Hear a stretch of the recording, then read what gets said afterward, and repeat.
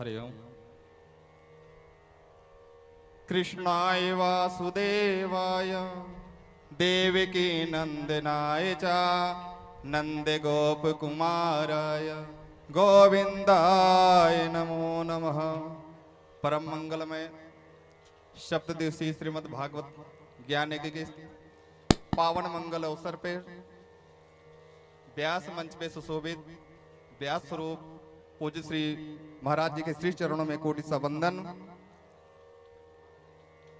हमारे कथा प्रांगण में समुपस्थित द्वै संत जन के श्री चरणों में कोटि सा वंदन। समस्त भक्त वत्सल समुदाय को जय श्री कृष्णा। आज का ये जो कौशाम्बी की पावन धरा पे मंगल पुनीत दिन प्राप्त हुए कि श्रीमद् भागवत के खष्टम दिवस में श्री के आशीर्वाद से मुझे उपस्थित होने का सौभाग्य प्राप्त हुआ।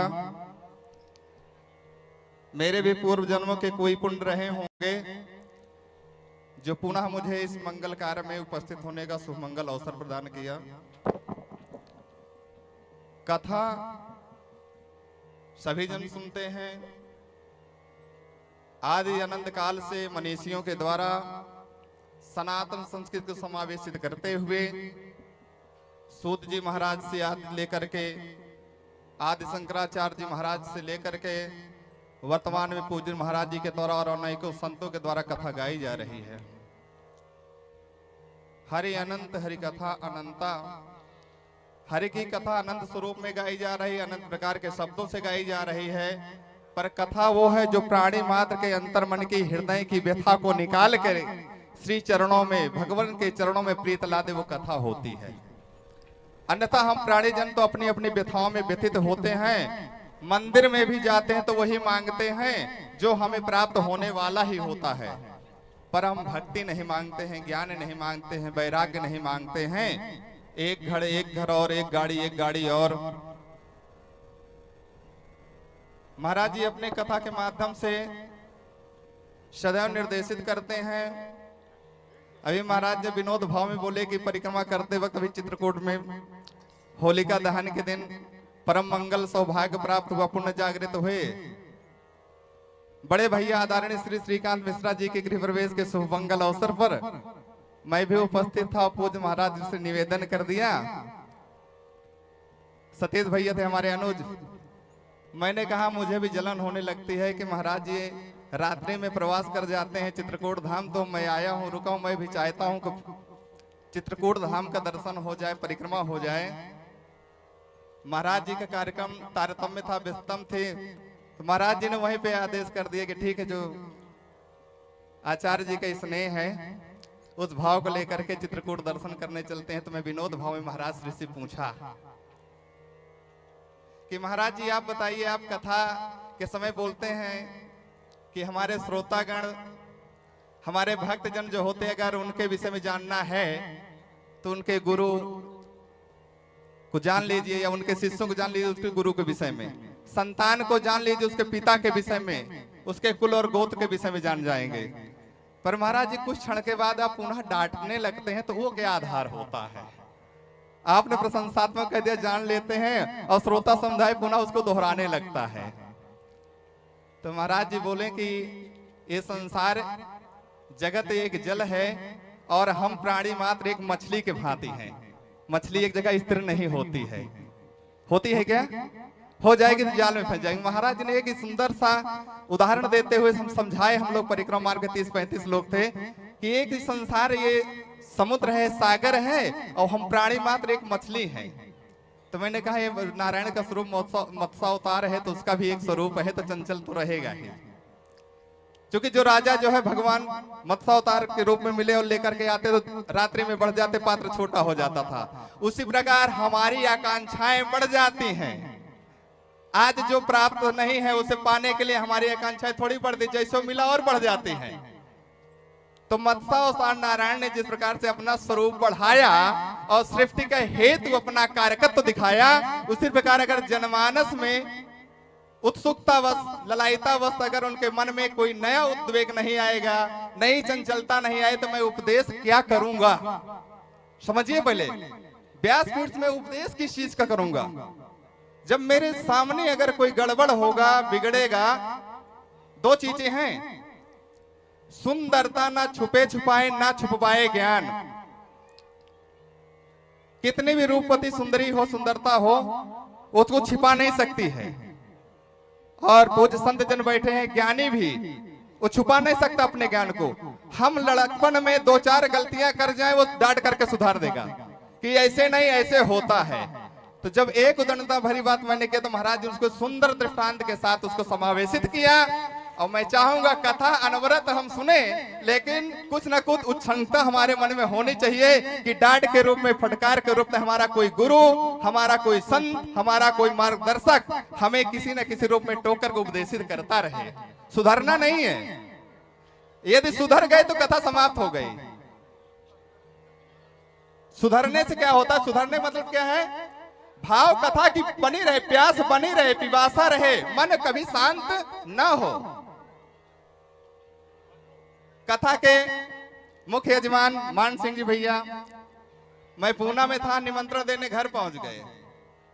माता जी से मिले, माता जी ने कहा राम बाबू तो पूना है। बोले माता जी हमें पता है, बबलू भी बताए, हमें पता है, रामू भैया भी मिले थे, जो है वो पूना है। पर मैंने कहा पत्र के बहाने राम बाबू जी की माता जी का आशीर्वाद मुझे मिल जाएगा, ये भाव से घर पहुंच गए।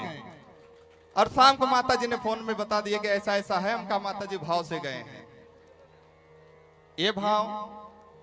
दूसरा, मैं महाराज जी की भावना से जुड़े हुए कुछ बातें आपको बताना चाहता हूं, हालांकि जानते सभी लोग हैं। भावना महाराज जी की एक है कि हमारे मानव समाज में, हमारी भारतीय संस्कृति में धर्म जिस प्रकार से कुचला गया था आदि अनादि समय में आतताइयों के द्वारा, आज पुनः हमारा धर्म जागृत हो रहा है, मनसा वाचा कर्मणा तीनों रूप में से। और दृश्य में हमें दिख भी रहा है कि हमारे सनातन समाज में नित्य नए भागवत, श्री राम कथा का आयोजन होता जा रहा है, सत्संग बढ़ रहा है, धर्म और मंदिर की स्थापना हो रही है। तो हमारे धर्म की पराकाष्ठा है। उन्हीं स्वरूप में महाराज जी ने एक प्रकल्प लिया है, सनातन संस्कृत जनकल्याण सेवा श्रम ट्रस्ट, जो अनवरत 2021 से हम सबकी सेवा में समर्पित है। महाराज श्री ने इससे पहले 2020 में एक बहुत बड़ा दिव्य मां भगवती का श्री अयुध चंडी महायज्ञ धीमी घाट गंगा तट कोखराज के मध्य पूज्य श्री के द्वारा निवेदित हुआ था, जिसमें से 351 ब्राह्मण चतुर्दिश से आए हुए थे। श्रीधाम वृंदावन से, श्रीधाम अयोध्या, श्रीधाम नैमिषारण, श्रीधाम चित्रकूट। और वो यज्ञ अद्भुत अद्भुतम अद्भुतास था। महाराज जी ने पुनः एक संकल्प लिया कि मन में इच्छा जागृत हुई है कि नैमिषारण पावन तीर्थ में, जहां सौनागाद ऋषियों को सूत जी ने भागवतम श्रीमद सत्यनारायण भगवान की कथा आदि को श्रवण कराया, और वहीं पर व्यास गद्दी है, व्यास जी ने भी वहां उपदेश किया अपने वेदों 16 पुराणों आदि की। वहीं पर मनु शतरूपा के रूप में राजर्षि ने तपस्या किया था भगवान को पाने के लिए।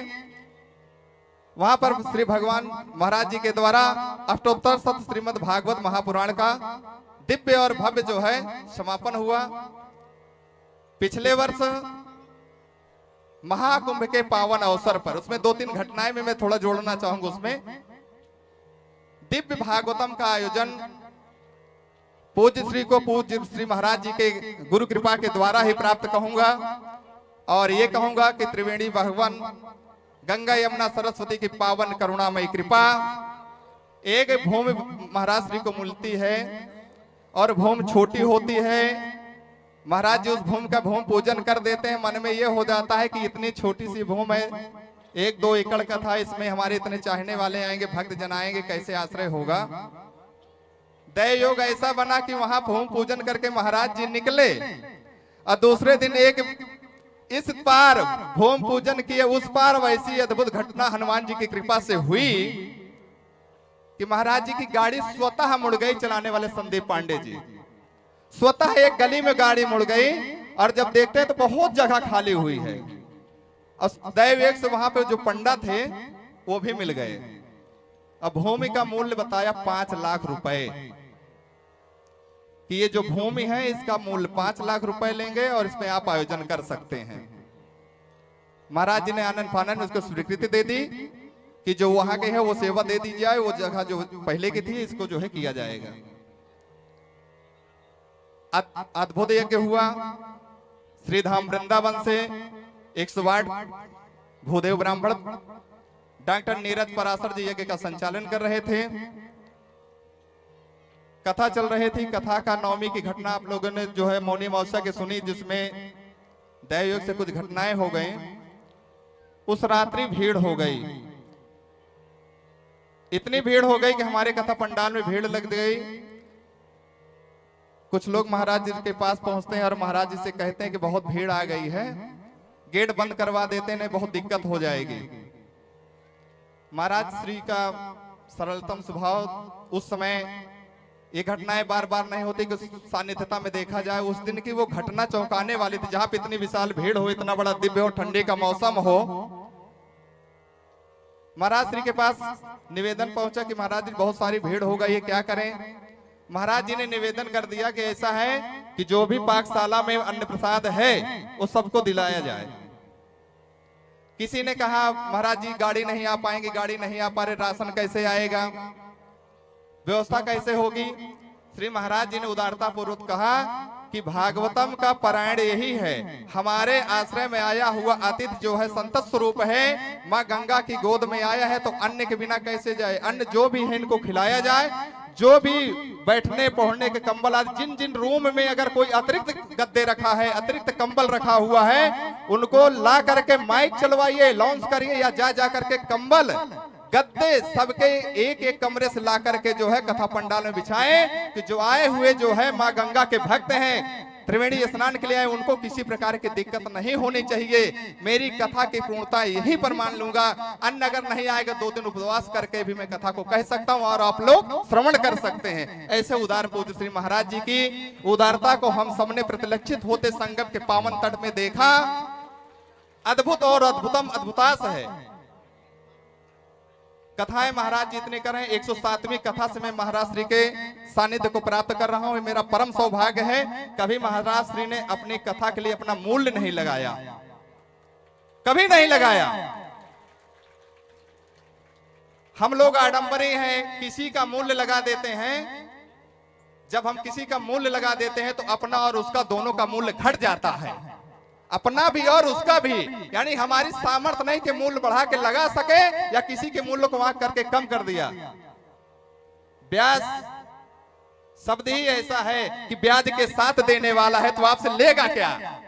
जो आपने समर्पण दिया, भाव दिया, उसी को देने वाला है। समाज ने उससे सींचा है, पाला है, और समाज को दे कह सकता है एक उपदेश। जितना हम अपने बल और पौरुष से नहीं कर सकते हैं, संत एक उपदेश देके कर सकता है। अर्जुन में जितना सामर्थ्य नहीं था, उतना सामर्थ्य एक रथ चलाने वाला श्री कृष्ण ने अर्जुन को दे डाला, और अर्जुन ने उसको साकार करते हुए महाभारत जैसे विराट युद्ध को विजय श्री में बदल दिया। परंतु महाराज श्री या भगवान श्री कृष्ण विचलित नहीं हुए। जहां पे जिनके पुत्र का वध कर दिया गया हो आतताइयों के द्वारा, अब आज उसी तरह आतताइयों के द्वारा हमारे धर्म और संस्कृति का वध होता आ रहा है।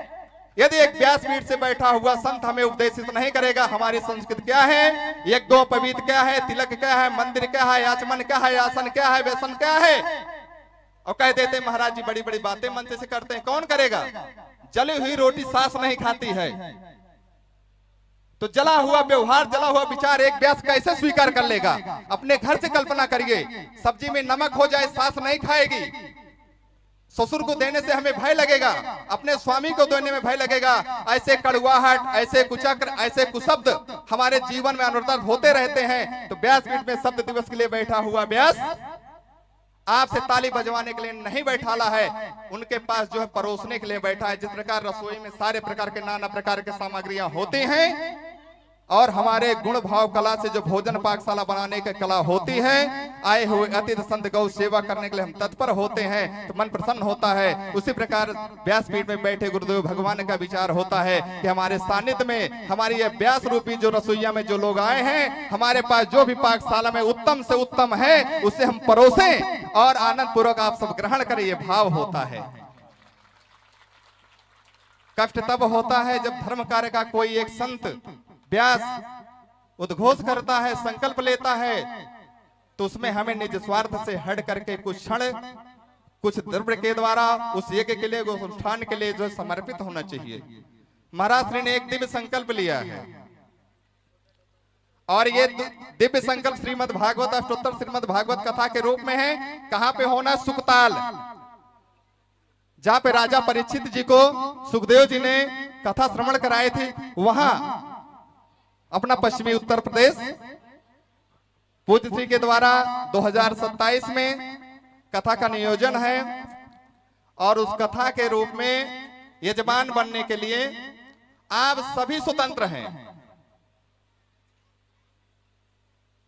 यजमान क्या है पहले समझ लीजिए। यजमान और पुरोहित दोनों जो है धर्म के दो चक्र हैं। पूरे अग्रह हितम सोचत स पुरोहिता, पुरोहित जो यजमान का हित चाहे, मंगल चाहे, और यजमान वो जो यज्ञ का मान बनहाने वाला हो। ब्राह्मणा नाम धर्म संवर्धका, ब्राह्मण धर्म का संवर्धन करने वाला हो, और क्षत्रिय नाम धर्म संरक्षक, और क्षत्रिय जो धर्म का संरक्षक करने वाला हो। ये दोनों हो जाए तो वैश्य अपना धन ही कुबेर देगा और यज्ञ पूर्ण हो जाएगा। क्षत्रिय और ब्राह्मण यज्ञ का संचालन करें, वैश्य यानी हम सब मिलकर उसमें दान करके उस यज्ञ की आहुति की एक एक तिलांजलि उसमें दे सकें। इतना कहना चाहूंगा, जो यज्ञ होना है महाराज श्री के द्वारा 2027 में श्रावण मास के उत्तरार्ध में होना है। और विचार मेरा था कि महाराज श्री से निवेदन करूं, इसकी घोषणा डेट की तो जब होगी तब होगी, ऐसा उत्तम योग बने कि उस कथा में भगवान श्री कृष्ण की जो जन्माष्टमी आ रही है, चतुर्थ दिवस की कथा में उसका समागम हो, संगम हो। ऐसा मैं चाह रहा हूं कि महाराज श्री का जो यज्ञ हो, रक्षाबंधन के बाद जब जन्माष्टमी होती है तो चतुर्थी या पंचमी से कथा प्रारंभ होवे, और जन्माष्टमी का जो उत्सव है संध्या के समय भगवान का प्राकट स्तुति भागवत पुराण के अनुसार, और रात्रि मध्य रात्रि में जो है संसारी और भगवत कृपा ब्रह्म योग का जो योग बने, उस पर जो है दिव्य भगवान की कथा सुखताल में हो। ऐसा मेरा निवेदन है महाराज श्री से कि डेट को निश्चित कराएंगे, और वो डेट यूट्यूब के माध्यम से, महाराज जी के फेसबुक के चैनल के माध्यम से, और हम सबके द्वारा एक दूसरे को सूचित करें। और ये कथा ऐसी होनी चाहिए, ऐसा लगे कि कौशाम्बी में हो रही है। सुकताल में हो जरूर लगे, कौशाम्बी में हो रही है तो कौशाम्बी से अधिक लोग जुड़े। कौशाम्बी से महाराज श्री का बहुत पुराना नाता है। अभी महाराज जी ने प्रेम की बातें बतलाई, गोपिकाओं की और कृष्ण की। यदि भगवान कृष्ण के लिए गोपियां व्याकुल हो सकती हैं, तो एक पूज्य श्री महाराज के लिए हम गोपी बन करके व्याकुल नहीं हो सकते क्या? कि हम यजमान बन करके सुकताल की कथा को पूर्णता में लाने के लिए हम जो है लाइन में, कतार में, संख्या में सबसे अधिक और सबसे पहले अंकित कराएं। संदीप जी के माध्यम से, आचार्य जी के पास, विपिन जी के द्वारा, या महाराज जी के यूट्यूब चैनल में 2 नंबर चलते हैं, उसमें फोन करके कथा को आप बुक कराएं। कथा में पैसे की व्यवस्था तब होगी, दान तब लिया जाएगा वहां की जो व्यवस्था जिस स्वरूप में होगी, उस स्वरूप को देख करके। महाराज जी अधिक बोलते, कभी मूल्य मत बोलो, कभी दक्षिणा का संख्या मत बतलाइए। अगर किसी के पास नहीं है, सुकताल में कथा सुनना चाहता है, या नैमिषारण्य में सुनना चाहा था, या प्रयागराज में सुनना चाहा था, क्या हम उसे लौटा देंगे? नहीं, वो भी आए। पिबत भागवतम रसवाल भो मुहुर्हु रसका भू भाविका, जो जहां है जैसे है आकर के भागवत का रसपान करे। और मैं कराने के लिए बैठा हूं, कुछ उससे कमी होने वाली नहीं है, क्योंकि वहां पे गुड्डू वैसे जैसे छत्री यहाँ विराजमान है, रणविजय सिंह भैया जैसे छत्री विराजमान है, तो धर्म के यज्ञ में समर्थक है, सार्थक है, और आगे आकर के इसको संभाल लेंगे। क्या कौशाम्बी के लोग इस यज्ञ में शामिल होंगे? शामिल होने के लिए ताली बजा के हाथ उठाइए। भगवान श्री की कथा है और महाराज श्री के इस उद्देश्य को पूरा करने में कौशाम्बी को पीछे नहीं रहना चाहिए, क्योंकि कौशाम्बी महाराज जी का सबल है, बल है। क्या आप लोग तैयार हैं? सुखताल में ताल बजाने के लिए तैयार हैं? परम पूज्य महाराज श्री के संकल्प को कौशाम्बी की धरा से कौशाम्बी के जन भक्त जन बढ़ चढ़ करके आपकी इस यज्ञ में सम्मिलित होंगे और मुझे भी प्रसन्नता होगी कि आपका बेटा मैं भी हूं और महाराज श्री का आशीर्वाद अनवरत 17 साल से मुझे प्राप्त है और ये कृपा आपको प्राप्त हो रही है और अनवरत होती आ रही है। और मैं चाहूंगा ये संख्या अनवरत बढ़ती रहनी चाहिए कि गंगा के उत्तरी तट में पूज्य श्री हैं और गंगा के दक्षिणी तट पे हम हैं, तो पीछे नहीं रहना है, एक ही डुबकी तो लगाना और पार हो जाना है, चाहे भागवत गंगा में चाहे गंगा। इन्हीं वाणी के साथ मैं एक निवेदन करते हुए और कहूंगा, कल भगवान की कथा का यहाँ पर विश्राम है। मैंने पहले बतला दिया कि महाराज जी कोई मूल्य नहीं करते हैं, कभी भी नहीं करते हैं। कथाएं महाराज श्री के पास वेटिंग में रहती हैं, आप देखते होंगे कथाएं अनवरत चलती रहती हैं।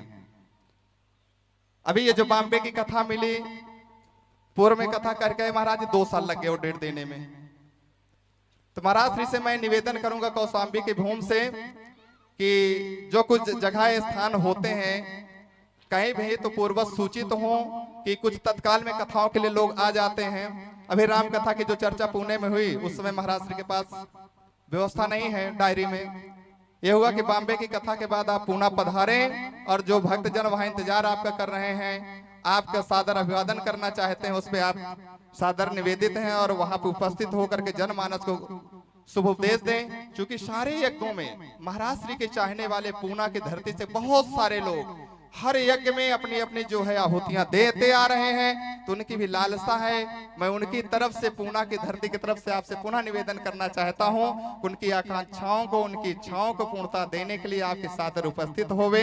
मैं भी अपने जीवन को धन्य समझूंगा कि मैं आपको लेकर के अपने शिष्य परिवार के समाज में आपको लेके गए। गुरुत्ता के कारण एक गुरु हमारा वहां पे उपस्थित होकर के मेरे मान को सम्मान को बढ़ाते हुए हमारे सनातन धर्म की यात्रा में एक 4 चांद और लगाते हुए हमें आगे लेके जाएंगे। ये निवेदन के साथ मैं पुनः मान सिंह भैया का धन्यवाद करता हूं कि आपकी जो भक्ति है, आपकी जो करुणा कृपा है, अब आपके 2 बाजुएं जो हैं सतीश भैया और सज्जन भैया, जिनकी प्रेरणा जिनका उद्देश्य और दुबे भैया का पूर्ण आशीर्वाद और मार्गदर्शन के साथ ये कथा इतनी सुंदर अद्भुत अद्भुतम की ओर जा रही है, ये देख के मैं कृतज्ञ हूँ। अब मुझे भी ये साहस मिल गया है कि कौशाम्बी में गंगा तट से मैं अकेला चला था, आज मेरा परिवार इतना बड़ा है कि हमारे रवि भैया है, श्रीकांत भैया ऐसे करके, और रवि मिश्रा जी हमारे तो बिल्कुल दिल खोल दिए हैं और पूरा केसी का पूर्वा तन्मयता के साथ समर्पित हो गया है।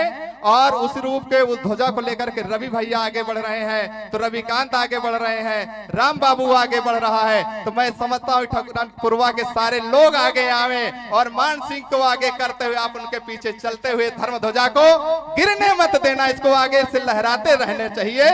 बोले भागवत भगवान की, परम पूज्य श्री महाराज जी की, परम पूज्य श्री व्यास जी महाराज जी की, आज के आनंद की। पूज्य श्री महाराज श्री राधे।